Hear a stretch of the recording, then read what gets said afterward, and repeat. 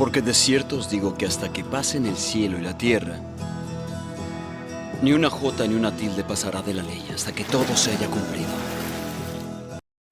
Sean bienvenidos amigos de YouTube a su canal, El Maná del Cielo. El día de hoy continuaremos con nuestra serie sobre la historia de los judíos después de los sucesos contados en la Biblia. Si no has visto aún los anteriores videos, te dejo en la descripción los enlaces para verlos. Comencemos. Retomando lo visto en el anterior video, el sionismo desarrollado a finales del siglo XIX, con el fin de establecer un Estado-nación para el pueblo judío en su tierra natal, en ese momento ocupada por el Imperio Otomano, impulsó el regreso de varios judíos a su tierra a través de la Aliyá judía entre los años de 1882 y 1903, convirtiendo el 10% de la población de Palestina en judíos. Durante los siguientes años el antisemitismo crece, impulsando el sionismo entre los judíos europeos, deciden regresar en una segunda aliyá a Israel. Este movimiento tenía el reconocimiento de los otomanos, que veía una oportunidad de riqueza al vender sus tierras a los judíos que llegaban a la zona. Una vez finalizada la Primera Guerra Mundial en 1918, el Estado de Palestina pasaría a ser administrado por el gobierno británico, quien tendría el mandato de permitir el regreso judío a su tierra prometida. Anudado al creciente fascismo europeo, en 1931 la población judía en Palestina creció al 16,9% y los actos cometidos durante la Segunda Guerra Mundial provocaron que en 1935 fuera de un 28% la población judía. Sin embargo, los judíos que llegaban a Palestina no serían bien recibidos por los grupos árabes de la zona, provocando en agosto de 1929 la masacre de Hebrón, en la cual un grupo de árabes palestinos armados con bastones y cuchillos se agruparon para matar a judíos residentes de Jerusalén y sus alrededores.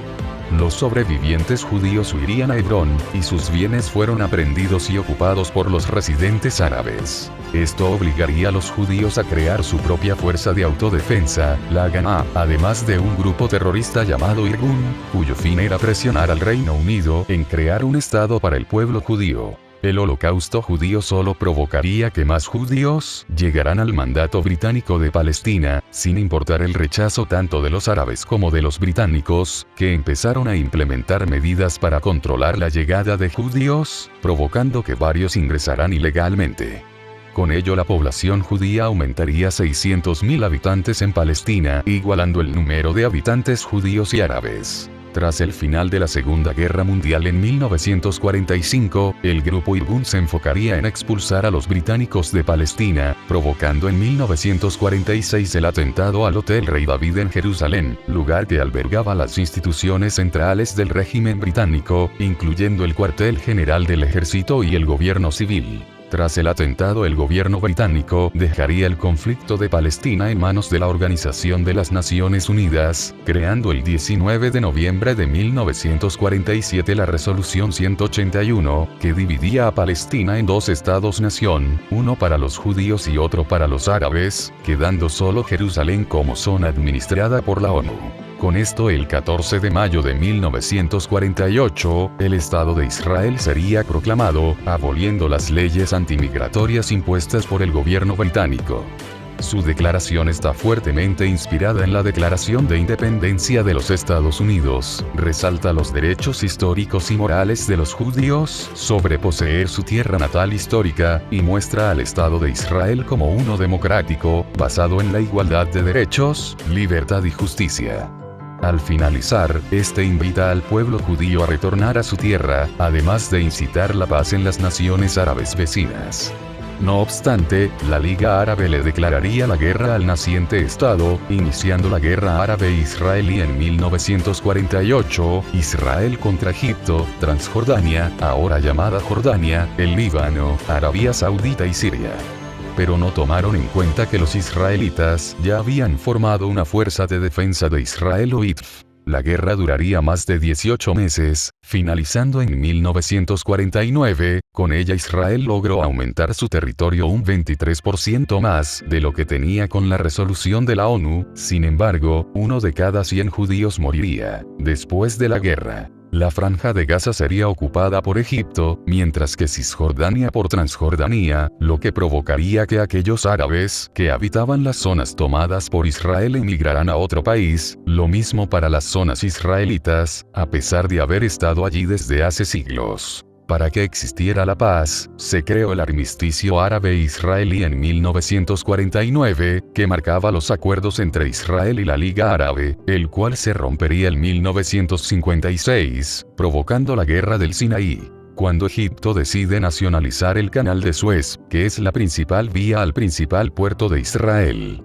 En respuesta, Israel junto al ejército francés y británico toman la península del Sinaí. Sin embargo, la ONU interviene en la invasión y le da derecho a Egipto de quedarse con el Canal de Suez, a cambio de crear una zona desmilitarizada alrededor del mismo. A pesar de ello, en 1967 se volvería a bloquear el canal y los ejércitos de la Liga Árabe volverían a prepararse para atacar a Israel, provocando que Israel lanzara un ataque preventivo en contra de Egipto, Jordania y Siria, comenzando la Guerra de los 6 días, durando del 5 al 10 de junio. Durante esta guerra, Israel tomaría la península del Sinaí y la Franja de Gaza de Egipto, Cisjordania de Jordania y los altos del Golán de Siria, logrando su mayor extensión territorial.